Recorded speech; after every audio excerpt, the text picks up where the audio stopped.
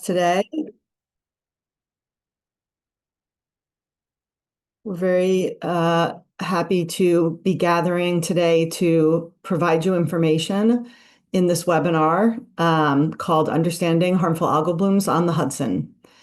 As you have likely heard, we are currently experiencing a massive harmful algal bloom, so we pulled this together to inform folks who want more information, share what we've learned, and let you know what our next steps that are planned are going to be in response to this situation. So I'm very pleased today to be joined by two of the leaders at Riverkeeper. I'll start with myself. So I'm Tracy Brown. I'm president and Hudson Riverkeeper, and I'm joined by Dr. Shannon Roback, who is our science director, and Dan Shapley, who is our senior director of policy planning and advocacy. So as you heard, we're recording the webinar. We're going to start with just a few slides and then have a conversation. And we encourage anyone with questions to use the Q&A chat to send those questions to us, and we'll get through as many as we possibly can in the hour that's available to us. So without further ado, I'm going to pass it over to Shannon. Hi, and welcome everyone. So I am going to cover right now some of the basics. So what are harmful algal blooms? If this is your first experience with harmful algal blooms, getting to know what exactly are we talking about here, what we know so far, and then why is this happening? So we're going to walk through some of those basics right now. So let's start with, what are harmful algal blooms? Next slide. So even though we're calling them algal blooms, these are actually blooms of cyanobacteria. These cyanobacteria are present in the river, and when conditions are ripe, they can proliferate and bloom. And that is not just something that can happen as we now see in the Hudson River, but also in other lakes, reservoirs, impoundments, tributaries, and it's not a problem in New York. This is really a worldwide issue. And the reason that this is a problem is that these cyanobacteria produce toxins. So one of the most commonly detected cyanobacteria in many systems, and also what we've seen here on the Hudson River, are the microcystis cyanobacteria, and they produce microcystin toxins. These toxins can be harmful to humans. They can also be harmful to wildlife. So if you see a bloom like this, you don't want to swim. You don't want your animal to enter the water. Dogs get into the water every year, and they get out, they lick their coat, they get a high dose of these cyanotoxins, and they die every year. So it's a concern for pets, but it can also make people sick. It can lead to gastrointestinal illness. It can lead to sort of skin rashes and often different types of respiratory issues if you have sort of a vulnerability. So if you have an underlying condition, you're immunocompromised, these effects are more likely to become symptoms for you. And there can be serious health effects, although they are rare.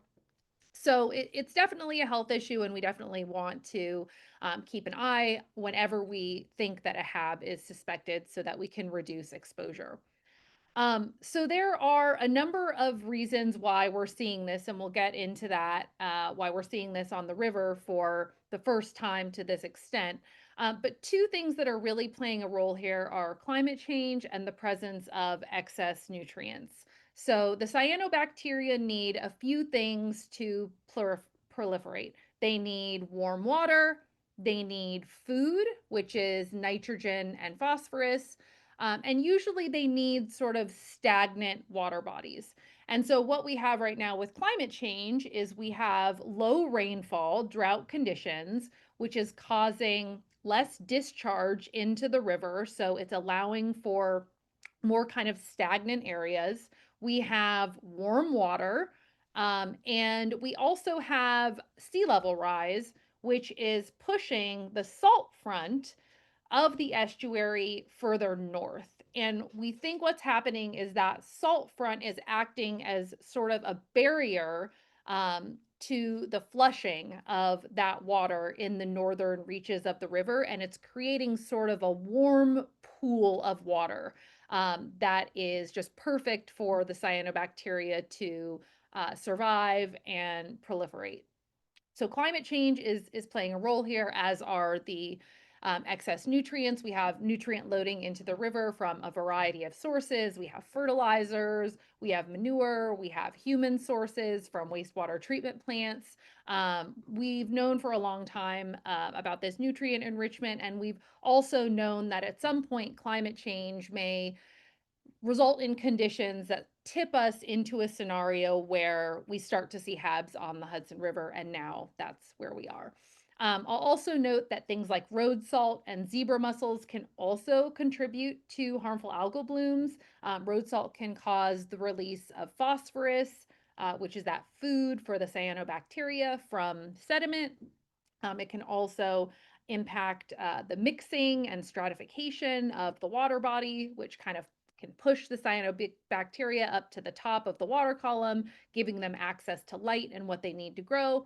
And then zebra mussels can have similar effects on water stratification, and they can also eat certain other types of algae and leave the cyanobacteria. So the cyanobacteria have more food and a better conditions, and there's less competition, so they can proliferate. So these things may not be a huge contributor in the river at this time, but they are a contributor generally to HABs in other water bodies. And we've been seeing reports of HABs for the past month. We've been getting reports from all over the watershed of HABs or likely HABs in lots of other water bodies.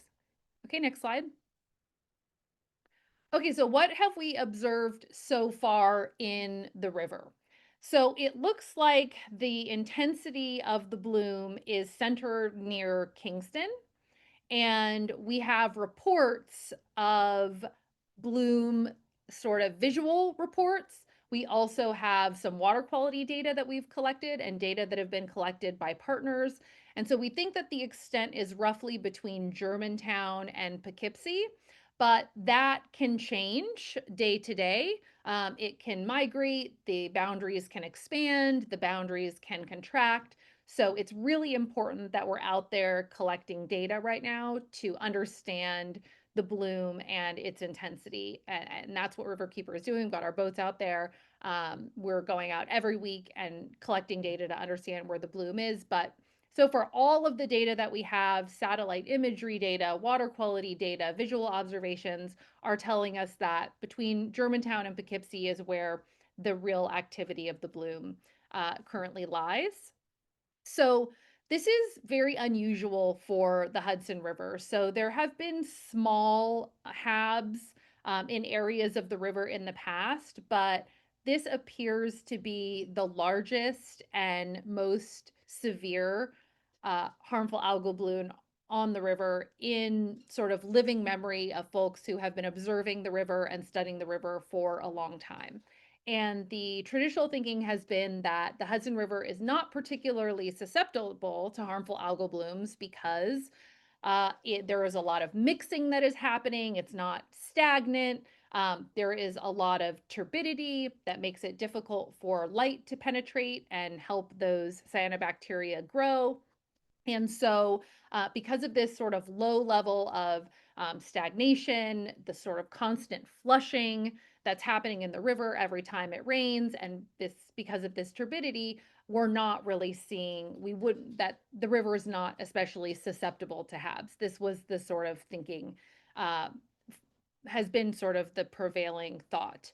And what we're seeing is that as climate change progresses, we are now encountering the conditions that are changing this paradigm, and it seems like these HABs are something we will have to contend with on the river, likely going into the future. And so I mentioned this earlier, but how do we know that this HAB is happening, and how do we know where it's happening? So Riverkeeper has had both of its boats out on the water, collecting water quality data. We've also been collecting data from land at a number of shorelines, measuring water quality, so measuring the cyanotoxins themselves, measuring the cyanobacteria under microscope, and by measuring the pigment that they produce. So we have sort of used all of these data points to piece together this puzzle, as well as talking with research partners at Carey Institute and DEC and DOH and USGS about what they're observing and data that they're collecting. Next slide. So I put together this little chart showing our data, and I'm showing our data here on the left. And what I'd like you to notice is that first of all, we have been measuring phycocyanin, which is the pigment in cyanobacteria, all summer. So Riverkeeper created an expanded monitoring program with the help of the Water Quality Monitoring Collaborative. We added new locations and we also added new parameters. So at 120 locations in the estuary once a month, Riverkeeper takes its boat from New York City to just past Troy. And at those 120 locations, we measure about 6 water quality parameters. The newest one that we're measuring this year is phycocyanin, which is the pigment in cyanobacteria. So we've been measuring cyanobacteria all summer. And what you can see here down below in all of these dots that are not green or blue, so the purple, orange, and red, those are data from earlier this summer. So how this bottom axis of latitude, what we're seeing here is the southern end of the sampling area to the northern end on the right. So the southern end is on the left, the northern end is on the right. And what we see is that starting in September, we sampled twice, September 12th and September 15th. And those are the green square and the green circle.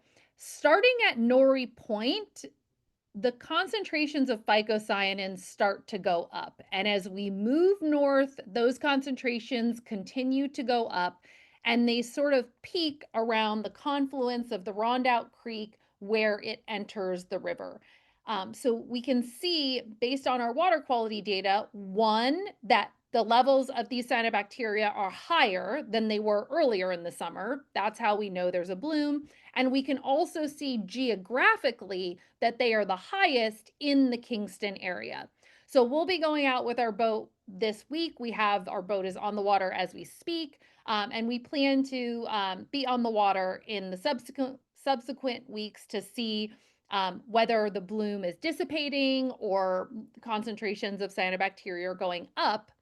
What I'll show you on the right are satellite images that have been run through a USGS software to sort of predict where there is bloom activity, or to kind of, I should say, model where there is bloom activity, and you see that in red. And the reason I'm showing these are because on September 11th, you can see the red area is, mostly around Kingston, maybe a bit down towards Poughkeepsie. And then on the 13th, that red area extends much further south. So I'm showing this because what we know is that the bloom is not it's not staying in necessarily in one place. It's expanding, it's contracting, it's changing day to day. And so even though we have this satellite imagery, which is very helpful, it's so important for us to be out on the boat collecting the water quality data to really confirm the conditions on the ground and to understand where the bloom is. Next slide. So the last thing I'll mention is, why are we seeing this now? And I've said this already, but we're seeing this now because the conditions are changing and they're making it more hospitable for these cyanobacteria. So we are seeing more short-term drought at the end of summer. That's what we're seeing now. That's reducing the discharge of fresh water into the river, into the estuary. It's reducing mixing. It's allowing for more stagnation. The salt front is pushing up and creating sort of a barrier. The cyanobacteria that create harmful algal blooms do not like salty water. These are freshwater species. So the salt front is sort of acting as a barrier for these cyanobacteria to stay in this nice little pool, this nice little warm pool. We're seeing warmer waters, and we are continuing to see an excess of nutrients. And that's something that Riverkeeper is also measuring on our boat at this time. We're collecting lots of nutrient samples. So now that you kind of understand what a harmful algal bloom is, what may be causing it, let's go ahead and let's look at some pictures and see what does this actually look like. All right, thanks, Shannon. So I'll take over from here for a little bit and show you a couple images. These are all images that we've taken, Riverkeeper has taken over the last couple weeks as we've been observing the bloom. So this is some of an example from the shoreline, a fairly close up. And one of the reasons to show this is that it's a little hard to tell what's in the mix of the water here. The first thing that we heard and frankly thought when we were getting reports about green stuff on the river is that we see a lot of green stuff on the river this time of year. There's duckweed, there's watermeal, and those are both harmless flowering plants with tiny little leaves that appear as dots and can sometimes flow in streaks that are bright green. And every year we hear from people concerned about them, and we're able to say that's harmless. This year we're seeing a mix of things. So in this water is likely you're seeing some kind of mix of things. Go to the next slide, please. So this is a more characteristic look that you would expect, and the DEC has a great page that shows a number of different photos that can show what a harmful algal bloom can look like. Also, common things that are not harmful algal blooms but might be green on the water. So I encourage people to look at the NIHABS site and the resources that the DEC has. I think we'll share a link in the chat. But these streaks are sort of characteristic, and it's one of the things that we've seen fairly regularly in some of the observations from the shoreline. Next slide. This is also like much more diffuse and a little harder to recognize, but once you've seen the brighter streaks and the more dense streaks, you kind of pick up on clues like this in the vicinity that we're talking about, that reach of the river that has been most affected. And you'll see conditions like this. And often when you're actually there in the moment, you'll see them throughout the water column. So you'll see them at different depths. And that's another indication to look for. I do want to point out that the angle of light can really make a big difference often as you're trying to make an observation. So you might go to the side of the river's edge, think you see nothing, and it might really actually be there, and then the light shifts and then suddenly becomes very apparent. So I just want to caution both that, there can be other things in the water that are harmless, we recognize that, but also the cyanobacteria is with those things in this reach of the river. So you're going to see some things that are familiar, but there is also this present, and also that you don't always see it as plainly as sometimes we show in the images. Next slide, please. So this, if you can see, normally we would be looking at this image and seeing a river that is more brownish, but we're really, if you can see, it's that bank to bank greenish color. So we got some friends, Dan Cohen, a volunteer drone operator, put the drone up, got these photographs for us to really demonstrate the extent, because we were hearing from a lot of people, for instance, like the observations are a little easier to make on the west side of the river where access to the river is easier, and the railroad tracks on the east side make it harder just to get to the shoreline. So we weren't seeing as many observations. That meant that a lot of people were coming to us saying, well, maybe it's not here on the east side, maybe it's only on the west side. It really is across the river. We took these drone images to demonstrate that. That's the Kingston Rhinecliff Bridge in the background, Kingston on the left and Rhinebeck on the right. Next slide. This is an aerial image of the Rondout Creek. So again, we've seen, and I'm actually sitting right on the banks of the Rondout right now. The tidal portion of the Rondout, we've been seeing the impacts of the harmful algal bloom quite consistently. You can see not only the streaks in the middle or the mats in the middle, but along the bottom edge of the image, you see along the shoreline some bright green areas. So we've been seeing that kind of condition along several of the shorelines that we've been monitoring here. Next. This is another shot. Again, you can kind of see the greenish water kind of streaking around that area of vegetation. This is Esopus Meadows, an area of the river you might be familiar with. Next slide. This is another drone shot of a shoreline in Hyde Park. Again, just to demonstrate that, we weren't getting a lot of observations made from the shoreline in some of these stretches, but it's very apparent from different angles, including from this drone. Next slide, please.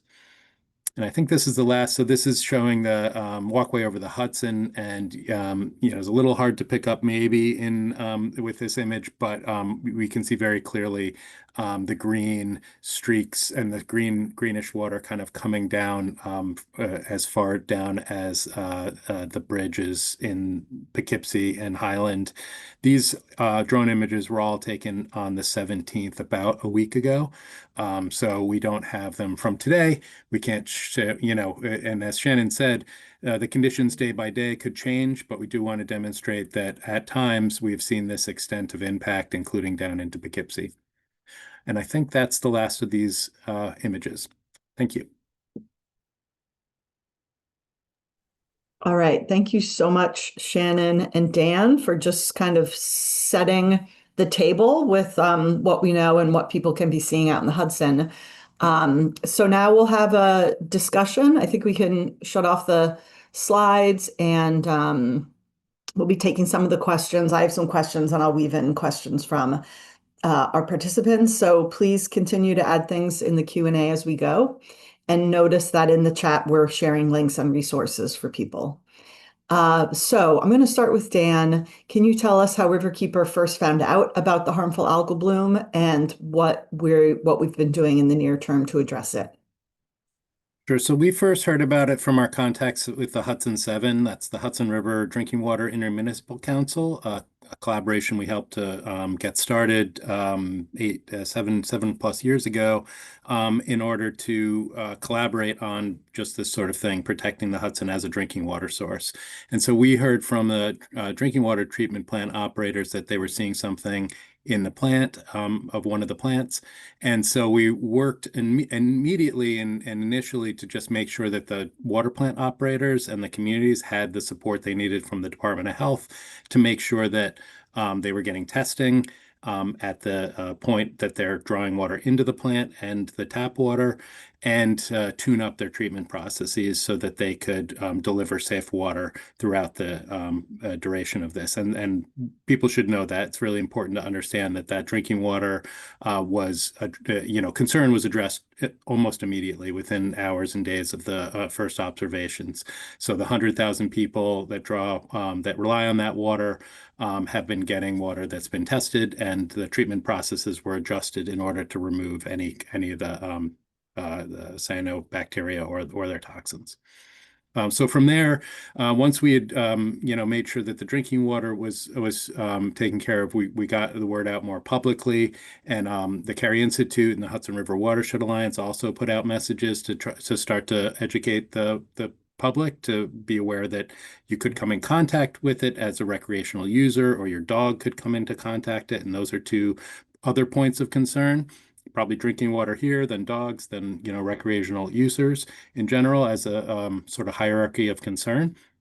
And so we got the word out there, and then reached out to the municipalities who have parks and access points along the river to help those municipalities understand that they were the only ones who were going to be able to post signs. The Department of Health publishes signs that can be used, but there's no really communication pathway that is in place to make sure that those municipalities know that they have that role and they have that resource. So we filled that gap to make sure that they were aware and could then post signs as they saw them. And then we're here. We're wanted to make ourselves available to educate more broadly anyone who wanted to get more information, and that's sort of where we're at right now. Great. Thank you, Dan. Yeah, it was it was an intense first week with a lot of learning and very rapid deployment of Riverkeeper resources, kind of an all-team, all-hands response. which I'm really proud of. So now, still so much work to do. One of the questions that has come in is I'm going to bring to Shannon. How and where and will we be able to share the actual data results in terms of toxin concentrations? And then a related question from the audience, which is, can one assume that for all toxins, the dose of cyanotoxin makes the poison? So I'll answer the second question first. So yes, cyanotoxins will have a typical dose response curve where more exposure to the toxin will result in a higher response of whatever that negative health effect is. Whether it's in gastrointestinal distress or dermal issues. Yes, the dose will make the poison. In terms of us sharing data, we are right now really focused on collecting data and getting our boats out there, so that we can understand, when is this bloom going to start to dissipate, so that we uh, can understand, how the bloom is moving, and so that we can collect other water quality data alongside the bloom that will hopefully allow us to understand how different water quality factors might be impacting the formation of the bloom, so that if we see conditions that are similar next year, we see water quality measurements and parameters that are similar to what we're seeing now, we would know, okay, we might be in a condition where we are more likely to see a bloom. So we do have a new Riverkeeper data portal, which we can put in the chat. And that portal is really fantastic if you have not checked it out yet. So we have a swimming and recreation section, we have a fish and fish health section, and we have a drinking water section. And in this swimming and recreation section, you can click on all of the sites where we collect water quality data, and you can see the phycocyanin data, which is that pigment that are in the cyanobacteria. You can see our data for the last few months. And we'll be out like I mentioned, we're on the boat this week. So the data from this week when we get done with sampling, will be posted next week. And that will be the most recent phycocyanin data. And that will be at all of the 120 locations we monitor, from New York City to just past Troy within the estuary. We aren't currently measuring phycocyanin in our tributaries. We have about 120 tributary sites we monitor. The plan is to expand our water quality monitoring program to measure phycocyanin, as well as nutrients, temperature, turbidity, dissolved oxygen, salinity, all of the things that we currently measure in the estuary, to measure those also in the tributaries, including the phycocyanin and chlorophyll, which is another sort of way to measure algae. So that's in the works for the future of the monitoring program. But the most recent data from the estuary will be available next week. Great. Thank you, Shannon. Okay, a few questions about how people can determine safety for themselves in real time. For example, we have a kayaker who is coming out of Athens, so north of where we're currently seeing the bloom. They want to know, if I can't see any visual sign of the bloom up there, is it safe to kayak? So do you want to take that one, Dan? Yeah, I think that I would answer in two ways. One is that in general, the state has good guidance and they have a phrase, it's know it, avoid it, report it. So I think that's the thing to do.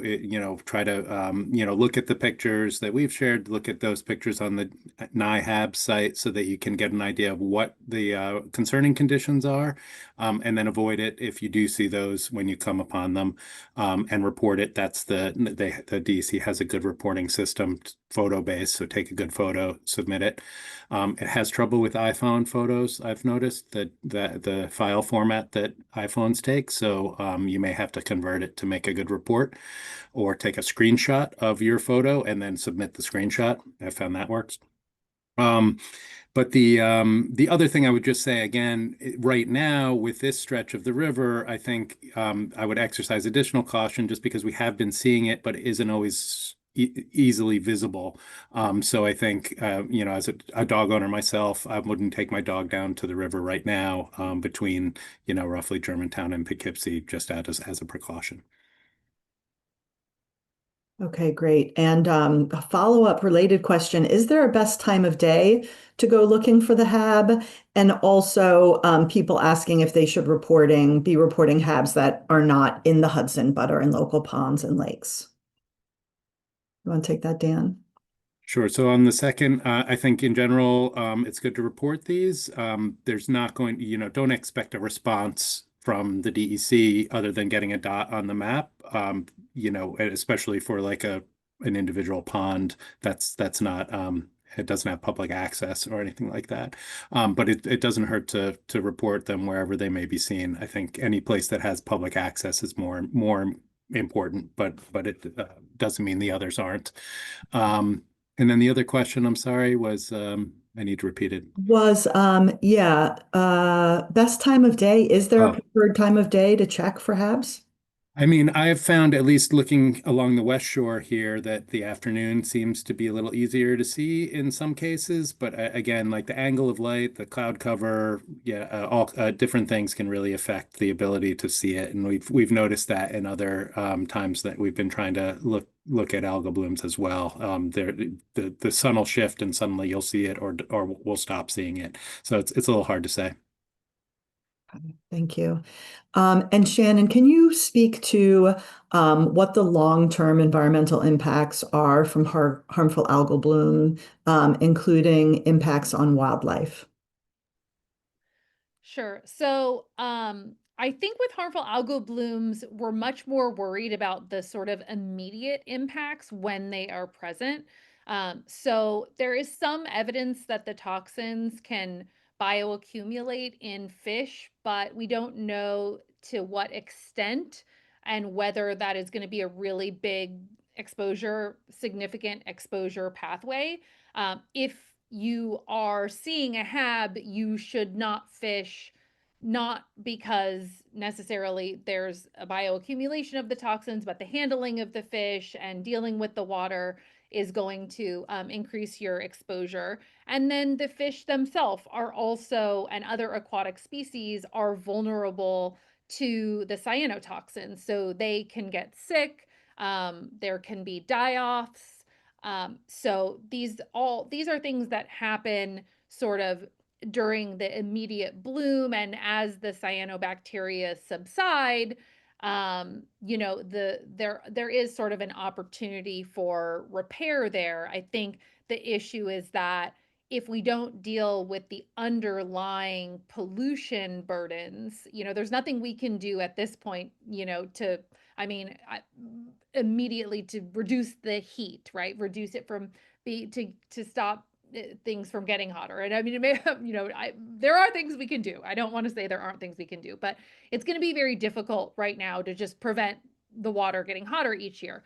But doing things like reducing the nutrient loading, that is the food for the cyanobacteria, that is a long-term intervention that will help us to reduce these blooms in the future. So I think that is a really important focus as we move forward.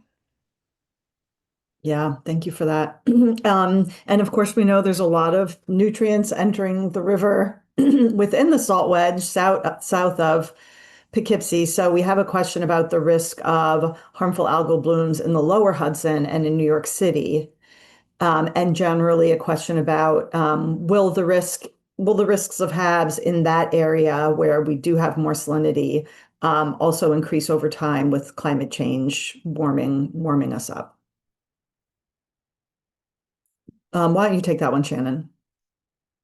So these particular cyanobacteria are freshwater species, so they do not survive well in saline environments.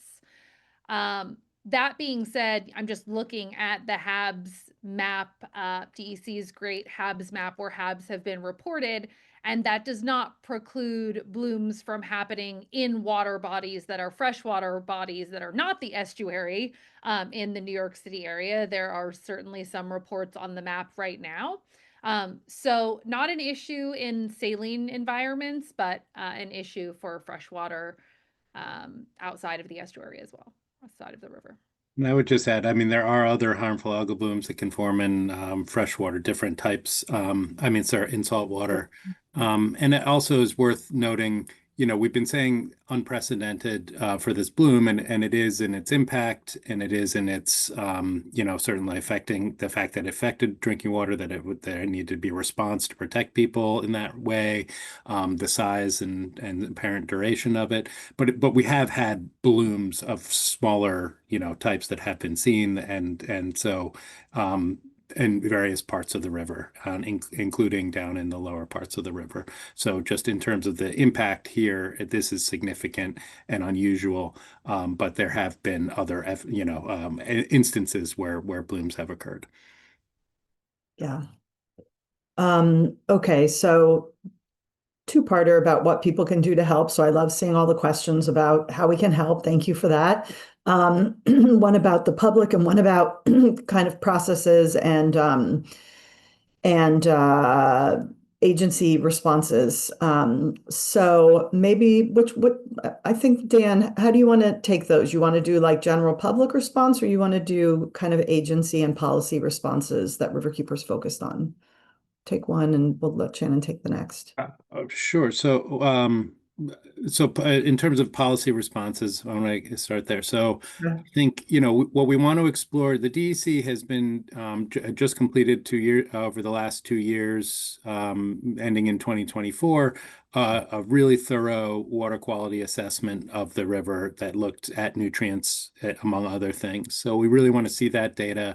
We want to understand that data relative to the observations we're making and Carrie is making. And I just learned DEC will be studying the bloom today and tomorrow as well. So there should be a wealth of data, hopefully enough to really understand what what the conditions are, hopefully as much as we can understand about what led to them. But our expectation is that the concentration of nutrients in the river is higher than it should be, higher than would be healthy for various reasons, including the risk of HAB. So we want to really look at the opportunity to put the Hudson on what we kind of call a pollution diet, that would ratchet down the concentration of nutrients from, and that can be done in a couple broad ways. Our sewage treatment plants are designed to remove a lot of harmful things from the waste stream. That's what they're there for, but they aren't asked to remove most nutrients right now from the discharges to the Hudson. So that's a new condition that we've seen happen in other water bodies that are affected by excess nutrients. So we'd want to look at that as a potential solution, and improvements in watershed management. So what does that mean? That means, every stream that flows from, Rome, New York to the Berkshires, and from the Lake Tier, the Cloud, in the Adirondacks to New York City, ultimately reaches the Hudson. What are the health of those streams? What are the land uses that affect the quality of those waters? And what can we do to look at better buffers of natural vegetation along those streams, or how we're managing stormwater or preventing erosion, or helping farmers to limit the erosion and a loss of fertilizer into the waters where they're operating. So those are all sort of strategies that can reduce the amount of nutrients flowing down and ultimately reaching the Hudson. So, we'd want to get to a place where we understand well enough what the most targeted and high priority interventions would be to achieve that result. So that's where we really want to go. I think one other really important thing, there's several, but one other important thing is the monitoring that the Carey Institute was doing, particularly, is part of a legacy of decades of long-term monitoring on the river that used to be funded by the electric utilities that operated on the river, and now has a finite, an endpoint where we've only got a couple of years of funding left. So we need to find a new source of funding to continue this monitoring, but in others that are really looking at the biological health of the river in various ways. That's a really important thing to come out of this. And then finally, I think any of those investments that I was talking about, that would be needed for the Hudson, those are funded in significant ways by a couple of key state programs, the Clean Water Infrastructure Act and the Environmental Protection Fund, especially. And those two, we just need to make sure, particularly as federal funding is, kind of eroding and being taken away, that and the state is going to have to look at, a range of gap filling, that we really maintain the commitments to those programs because they're going to be important here and for many, many other reasons for clean water. Thanks. Excellent. Okay, so we'll let Shannon take on what the public can do. So we're getting a number of questions about different ways that the public's interacting with the water. One is about a fisherman. Should there be precautions that fishermen take, or that we should be saying anything to people we see fishing within the algal bloom area? Also questions about other contributors to the blooms that the public could be focused on. Dan mentioned a couple things. This person flagged road salts and also had a question about whether or not water chestnuts are contributing. So maybe that's a science question. So what can the public do? What should people who are fishing be concerned about? What are some of the other sources that we as individuals and landowners among us can be focusing on to ratchet down the likelihood of this becoming just more regular and widespread? Sure. So what you can do immediately if you see a bloom is do not engage with the bloom, do not go in the water, do not fish in the water or in the bloom. All of those things will increase your exposure. The second thing that you can do is to document the bloom. So in the chat, we have posted the suspected HAB report form that DEC has made that Dan mentioned, where you can take a picture, you can indicate your location, you can send that to DEC. DEC will evaluate the picture and determine whether it's likely to be cyanobacteria, and they will, if it is, that will be posted as confirmed on the New York HABs map. So I would say generally exercise caution. If you see something that looks like spilled green paint, something that looks like pea soup, at this point in time, anything that looks green, that you aren't able to identify as a plant species that you already are aware of, I would just exercise caution and do not go near that bloom. So avoid the bloom, report the bloom. And in terms of prevention, in your own yard, let's say, or in your own community at the community level, reducing fertilizer use is definitely something that you can do on your own property. It's something that you can work with your fellow community members to try to, help your neighbors understand why the use of fertilizers is a problem in terms of harmful algal blooms.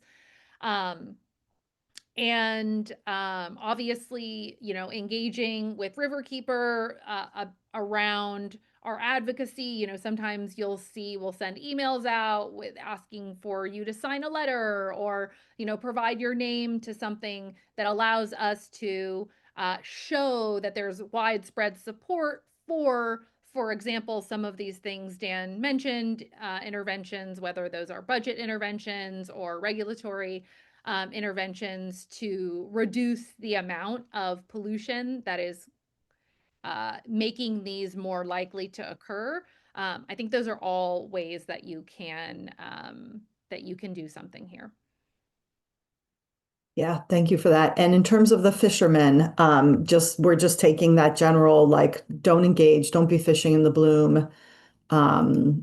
What's the harm to eating fish that are coming directly from an algal bloom? Yeah, so definitely don't fish right now. I mean, there are a couple of things. It is possible for the toxins to aerosolize, and that means they kind of, move in little droplets into the air, and that's a lot more likely when you're splashing around in the water.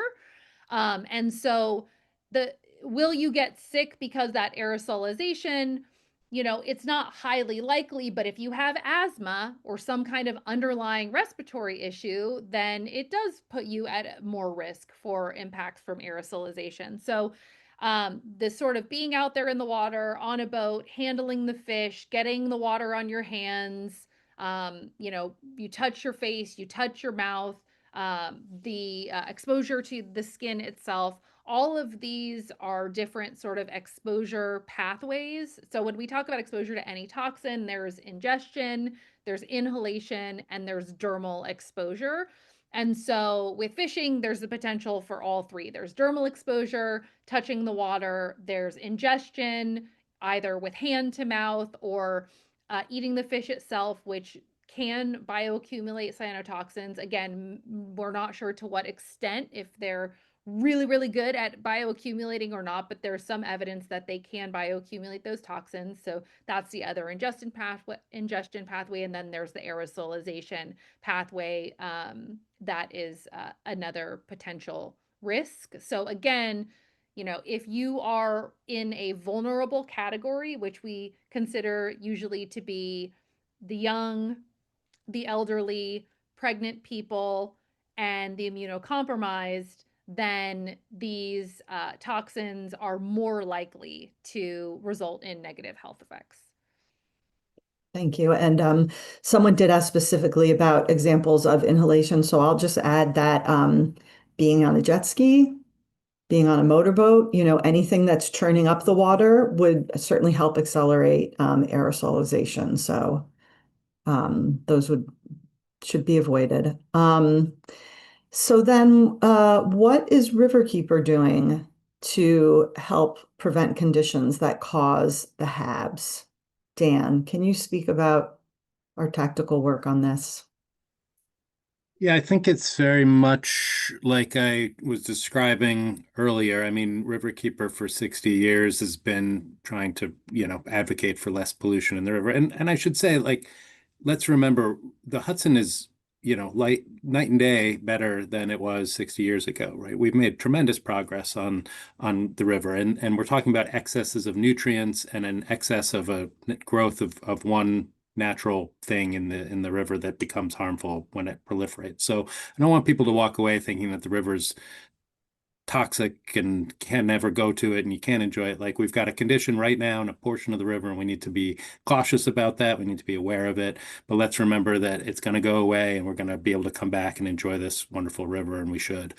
Um, so I think, really our work just continues to just, to identify the priorities, and this gives us a little more ballast to say this is a high priority. We need to really think about our level of nutrients coming into the river. It also gives us a new renewed focus on work with the Hudson Seven on protecting the drinking water. We have a great project that is teed up to pilot a monitoring project specifically associated with understanding the protection of that as a water source, that source water monitoring effort. So we're gonna, make sure that really is directed at this issue, because it's been such an important concern for the operators of those drinking water plants. So we want to make sure they have as much good data as they can to understand the risk is coming. It's August, we see a condition that's maybe indicative of this change in the river. They can start to change their treatment process proactively, that kind of thing. We just want to play the connective tissue there to make sure that our communities are well prepared for the conditions that they're likely to face on the river. So I think those are the main things. Yeah, okay, thank you. And I'm going to do one more for Shannon, and then I think I'm going to start to wrap us up. So Shannon, next steps in terms of monitoring. Someone pointed out rightly that with a bloom like this, that often when these blooms go through their life cycle and they die, that the oxygen levels in the water can drop dramatically. That could result in fish die-offs and fish kills. Is that something we're following? And other ways in which our science program is going to be tracking what's going on. Sure. Yeah.